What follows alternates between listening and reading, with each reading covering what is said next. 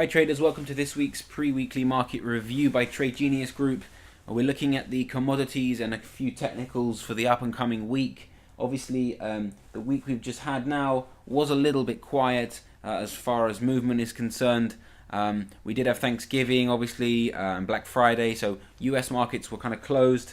But there were a few major fundamentals just following up, obviously, from Europe and Japan in support and in favor of adding more stimulus to bolster their economies. The US equities markets sort of came off new highs that they'd recently made there, and oil continued to crash quite aggressively, actually. So we're going to have a look at some of those commodities in today's technicals, and we're going to get straight underway with those actually without further ado. So here we have the dollar yen, just to keep an eye on things. We like to use the dollar yen obviously as a nice pair to check just what's going on with those majors. Okay, obviously the yen hugely depreciated over the last year and a half plus, and the dollar very strong over the last 6 months exceptionally. So let's have a look here at the support line. We do see what I'm highlighting now with an arrow as two double tops, possibly signifying a reversal. I circled also earlier on this chart a breakout that took place, and we would hope that that's going to continue and we're going to see some weakening of the dollar yen.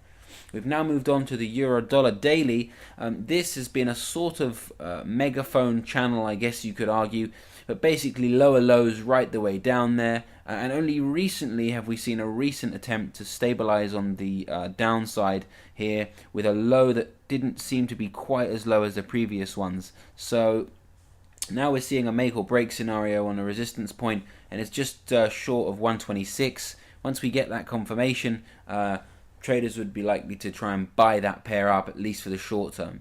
Similar chart and similar structure on the gold. So we've moved over to the commodities now, and we see here that gold obviously has been, plummeting, and that started, more than 2 years ago now, from the highs of 1900 all the way down to below 1200, and now we're retesting those 1200 levels again, but it failed to break out of this channel, so traders are now shorting until we see a possible retest of the 1200 level and above.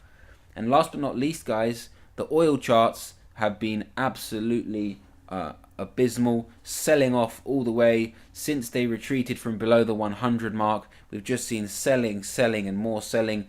It's connected to Russia, it's connected to turmoil in the Middle East, it's connected to dollar strength, but basically if we look at a monthly chart here, we can see the slight possibility of reaching a resistance point once and for all there, just above sort of the 110.15 mark, and now a support that may stabilize around about $66 a barrel. If we see this line broken, like we saw the first diagonal trend line broken that I've just drawn there, then obviously traders are left with no choice here but to carry on selling right the way down. I don't think we'll be as extreme as saying towards previous lows at $40 a barrel back in 2008, but certainly for the short term, that would be a sell trade unless we see this 66 mark holding up strong, and if it's going to hold up strong, then now's the time to do it.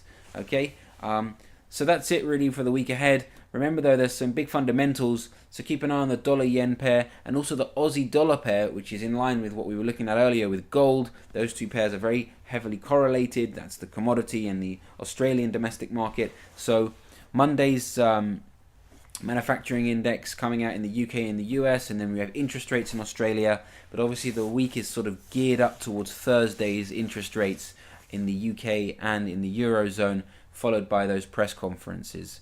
Last but not least, Friday has, first Friday of every month, the non-farm payrolls out in the US, followed by the trade balance, and that's also going to have quite a nice edge on the dollar as we open up with the new month and the final month of 2014.